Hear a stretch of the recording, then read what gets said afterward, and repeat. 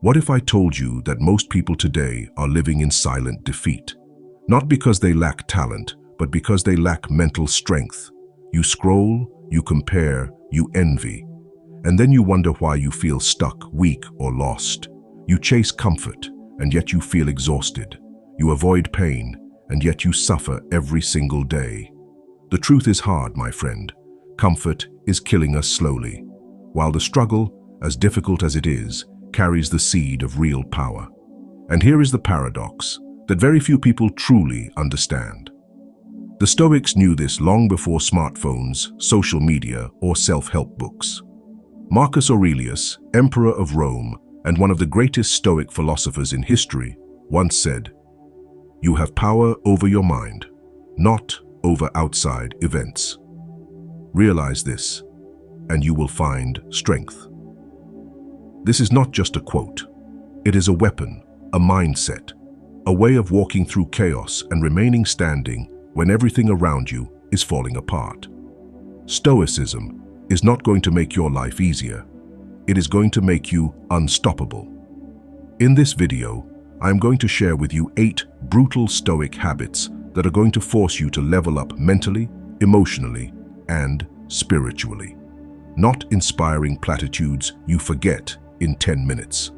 Real tools, concrete, proven in ancient Rome, and still painfully relevant in your life today. Before we begin, I need you to do one single thing. If you are truly serious about your growth, do not watch this video like just another motivational clip in the background. This is your wake-up call. Go to the comments right now and write, "I choose to feel better starting today. I am a Stoic." Leave a comment whenever a point hits you. Share this video with someone who needs it. And do not skip any part, especially the last habit, because it will change everything. Let us begin. Habit 1. The conscious pause. We were taught to always accelerate, but the Stoics taught the opposite. Stop, eyes wide open. Think about your worst moment from last week, my friend. Did you choose your response, or did someone else choose it for you? Did you act, or did you simply react like an automaton? Marcus Aurelius led the most powerful empire in the world through wars, betrayals, and epidemics, and yet he remained calm. He did not flee the chaos. He stopped before crossing through it. Between what happens to you and your reaction, there is a space, and in that space lies your power. This is not poetry, it is a law. Every pause, a chance to reclaim control. Every conscious breath, an act of mastery. Every return to yourself, a silent victory. Modern life tells you, react fast, push forward, accelerate. Stoicism whispers back, stop first. That pause before the argument, that is where you keep your dignity. That breath before the important decision, that is where your wisdom is built. That silence before the impulsive response, that is where your character is forged. The Stoics believed that by deliberately creating this space every day, you prepare yourself for the chaos of life. So when the storm hits, you are not swept away. You are anchored. Epictetus, a former slave who became the freest philosopher of his time, stopped deliberately in the most humiliating, the most painful, the most unjust situations. Why? Because he had understood something that very few people understand. The one who reacts without stopping is a slave to their emotions. The one who stops before responding becomes master of themselves. And that mastery, no one can ever take it from you. And here is the truth, my friend. If you think you do not have 3 minutes to stop and breathe, that is exactly why your life is slipping away from you. The conscious pause is not a waste of time. It is the most powerful investment of your day. 3 times a day. In the morning, before the world invades your mind. At noon, to cut your day in 2. In the evening, to consciously close what has happened. 9 minutes that are going to transform who you are. From now on, see the pause as your secret weapon. It may seem simple, but it builds something that nothing can destroy. a calm person in the middle of chaos. Choose to stop today, deliberately, before your next difficult reaction. Because the only way to become master of yourself is to stop letting everything moving around you carry you away. Habit 2. Morning clarity. Let me ask you an honest question, my friend. This morning, what was the first thing you did when you opened your eyes? If it was your phone, then someone else already decided how your day was going to begin, and often how it was going to end. Most people wake up and immediately reach for their phone. Within 10 minutes, their mind already belongs to 1,000 voices that are not their own. Other people's urgencies, other people's problems, other people's opinions. And then they wonder why they feel lost by noon. This is not a coincidence. It is a direct consequence. The person who controls your first minutes controls your entire day. Modern life tells you, connect immediately, miss nothing, be available. Stoicism whispers back, belong to yourself first. Those 15 minutes in the morning before the phone, that is where you decide who you want to be today. That journal opened before the notifications, that is where you take back the wheel of your life. That intention set in the silence of the morning, that is where your day stops being something you endure and becomes something you choose. Marcus Aurelius practiced every morning what the Stoics called premeditation. He imagined the obstacles, the difficult people, the possible unexpected events, not to worry but to never be caught off guard. Why? Because the person who anticipates chaos stays calm when it arrives. And the person who never prepares collapses at the first difficulty. And here is the truth, my friend. You cannot control what is going to happen today, but you can absolutely control how you show up for it. 15 minutes before the phone, before the world, a journal. One single question. What version of myself do I choose to be today? Not your to-do list, your intention, your inner state. That is your compass for the entire day. From now on, see your mornings as your sacred territory. No one enters before you do. Start tomorrow. Wake up 15 minutes earlier. Phone in another room. Journal open. And watch how your entire day changes when it begins in clarity rather than in someone else's chaos. Habit 3. The discipline of concentration. Let me tell you something that no one really tells you, my friend. Your attention is the most precious resource you own, more than your money, more than your time. And you let it get stolen from you 1,000 times a day without even realizing it. Every notification is a small surrender. Every app opened for no reason is a small defeat. Every time you jump from one task to another without finishing the first, you send a powerful message to your brain. You tell it that you are not capable of holding. And your brain, it registers everything. It learns from every choice you make. Every distraction accepted, a habit reinforced. Every concentration held, a mastery built.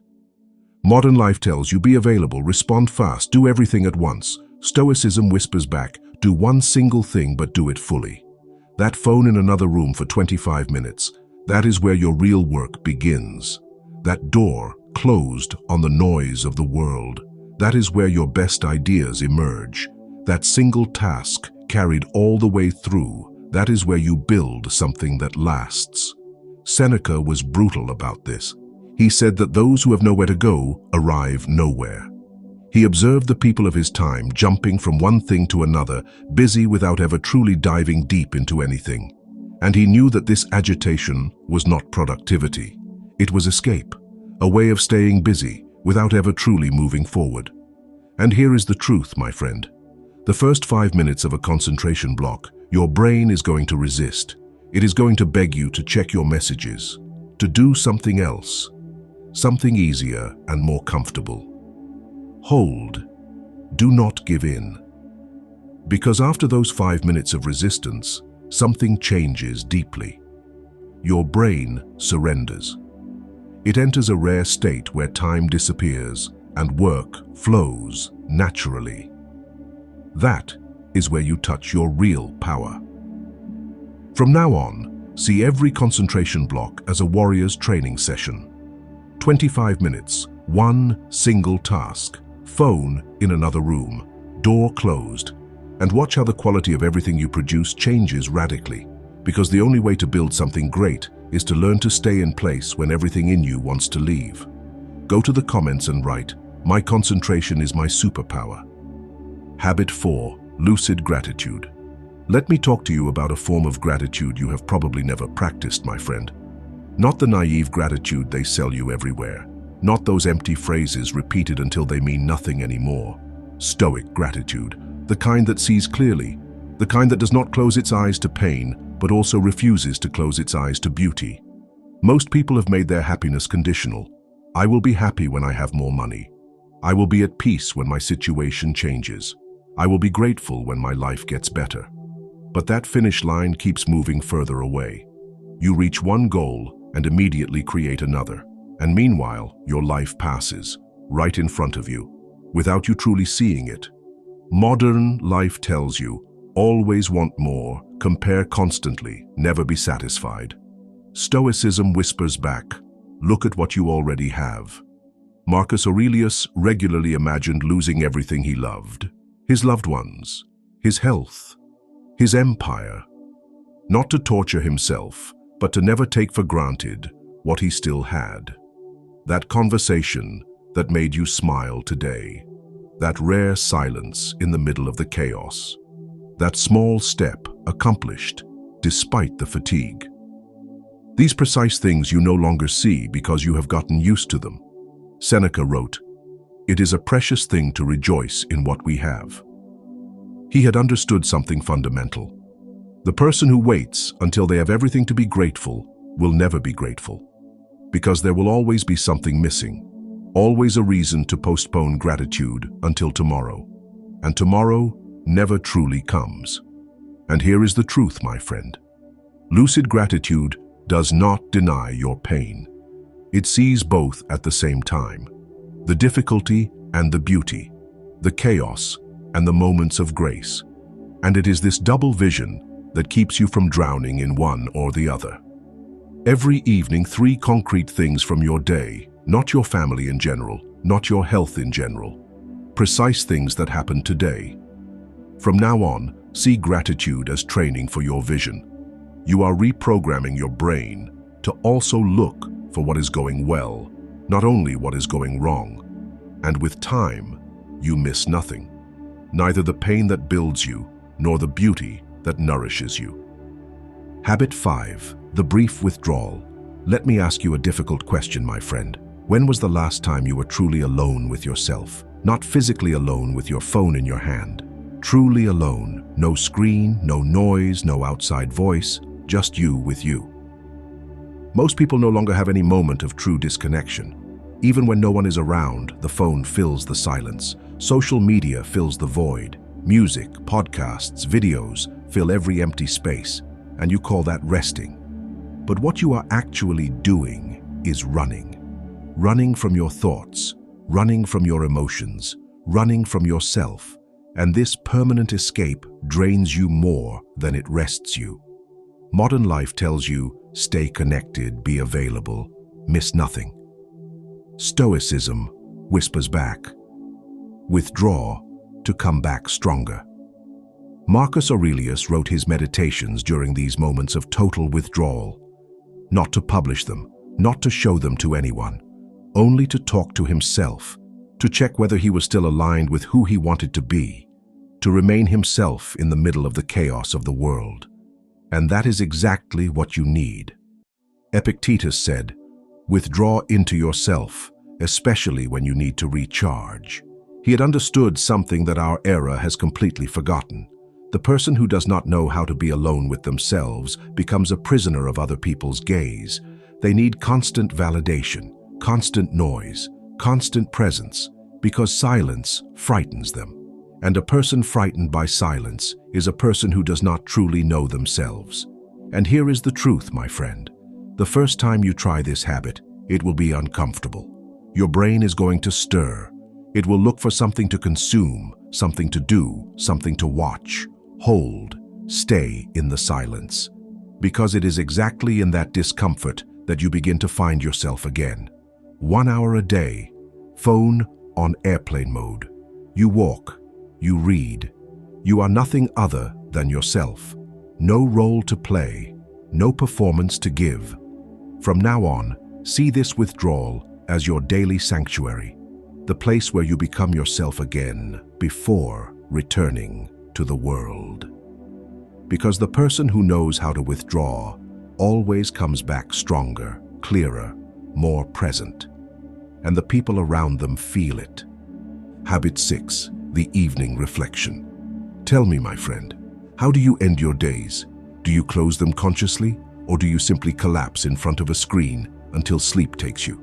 Because the way you end your day determines who you will be tomorrow morning. Most people end their day exactly the way they live it. In chaos, in reactivity, in distraction. They fall asleep with their phone in their hand, their mind still stirred by 1,000 unresolved thoughts. And the next morning, they wake up with the same weight, the same unexamined mistakes, the same unrecognized patterns, the same automatic reactions ready to repeat themselves. Modern life tells you, decompress in front of a screen, forget your day, move on. Stoicism whispers back, examine first, learn after. Seneca never let a single day end without examining it honestly. He wrote, "When the light has been removed and my wife has fallen silent, I examine my entire day." Not to punish himself, not to beat himself up over his mistakes, but to extract the wisdom from every experience, good or bad. Marcus Aurelius did the same. Every evening he asked himself 3 simple questions. What did I do well today? What could I have done better? What lesson do I keep for tomorrow? And by honestly answering these 3 questions, he transformed every day into a teacher, every mistake into a stepping stone, every difficulty into accumulated wisdom. And here's the truth, my friend. Without this habit, you accumulate experiences without ever extracting their substance. You live, but you do not truly learn. You move forward, but you stumble over the same stones again and again. With it, every difficult day becomes a precious lesson. Every mistake becomes useful information. 10 minutes only. A journal. 3 questions. And your entire life changes its trajectory. From now on, see your evening reflection as your personal laboratory, the place where you analyze, where you understand, where you grow. Because the difference between those who stagnate and those who rise is often played out in these 10 minutes that most people never take. Habit 7, voluntary simplicity. Let me tell you something that our society does not want you to hear, my friend. More does not mean better, more objects, more options, more commitments, more of everything. This constant accumulation that you call success is often the most comfortable prison there is. Look around you. The people who have everything are not the freest.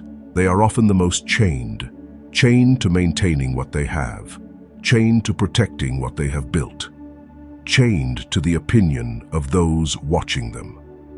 And while they manage all of that, something essential escapes them, their own life, their own peace, their own freedom. Modern life tells you, accumulate, possess, show. Stoicism whispers back, free yourself from what you do not need. Seneca was one of the wealthiest men in Rome, and regularly he chose to live with the bare minimum for a few days, not out of hatred for comfort, not as punishment, but to prove a fundamental truth to himself. He did not need all of that to be himself. His value did not depend on what he owned, and that freedom, no one could take it from him.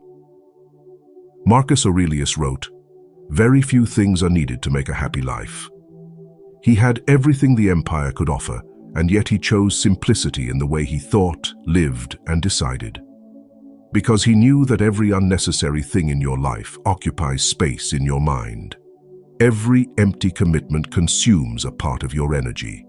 Every option kept open out of fear of missing something weighs on you without you even realizing it. And here is the truth, my friend. Voluntary simplicity is not poverty. It is power. It is consciously deciding what deserves your life and eliminating everything else without regret. Every week, one thing. An object you no longer use. A subscription that brings you nothing. A commitment that drains you more than it nourishes you. You create space. And in that space, something precious can finally breathe. You. From now on, see every elimination as an act of freedom, not a loss, a liberation. Because true wealth is not in what you own. It is in what you no longer need to be happy. Habit 8. Silent service. Here we are at the last habit, my friend. The one I saved for the end because it is going to change your perception of everything we have talked about until now. And I'm going to start with a truth that is hard to hear. You spend your days wondering what you can get. More success, more recognition, more validation, more of everything. And paradoxically, this constant obsession with yourself, with your own growth, with your own achievement, makes you emptier with every passing day. Because the person who lives only for themselves always ends up alone with a life that feels hollow. Modern life tells you, think about yourself, prioritize yourself, put yourself first. Stoicism whispers back, you are a part of a whole. Marcus Aurelius wrote, we are born to cooperate like feet, hands, eyelids. He governed the most powerful empire in the world, and yet he constantly thought about his duty toward others. Not out of weakness, out of deep wisdom. Because he knew that the person who lives only for themselves shrinks, and the person who also lives for others grows. Epictetus taught, what is good for the hive is good for the bee. He had understood something fundamental about human nature. We are not made to live isolated in our own success. We are made to connect, to contribute, to leave something behind us. And it is in this silent contribution that the deepest meaning you can find truly lives. And here is the truth, my friend. Every day, one act of service, small, silent, without anyone knowing, without posting it on social media, without expecting anything in return, a discreet word of encouragement, an invisible gesture, a help that no one will ever see except you. The crucial element is the silence. No recognition, no validation. You do it only because it is right, because it is human. From now on, see every silent act of service as an investment in your soul. Because paradoxically, it is this free and invisible act that fills you more deeply than any personal achievement. The richest life is not the one where you accumulated the most, my friend. It is the one where you gave the most without expecting anything in return. If you made it this far, something in you is ready, not tomorrow, now. These 8 habits do not ask for hours of your life. They ask for a decision. The decision to stop letting your life happen without you, to stop being a spectator of your own existence, to finally become the author of every single day you live. Marcus Aurelius, Seneca, Epictetus. These men did not live in an easy world. They lived in a world of wars, betrayals, illness, and death. And yet, every single day, they chose to get up, to think clearly, to act with integrity, to serve with humility. Not because it was easy, because it was the only way to be truly alive, the only way to be truly free. You do not need to be an emperor to do the same, my friend. You just need to start with one single habit.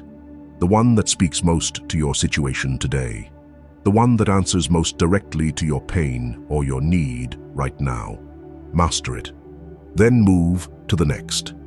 And build your strength, one habit at a time. Write in the comments the habit you are going to put into practice first, because this Stoic family is built together, not alone. And every comment you leave tells YouTube that this video is helping people like you, which allows us to keep creating content that truly matters. I invite you to subscribe, turn on notifications, and share this video with someone who needs it, someone who is looking for direction, someone who is ready to change, someone who deserves to hear these truths. See you in the next video, my friend. And remember, You do not wait until you are ready. You become ready by doing, every day, without exception.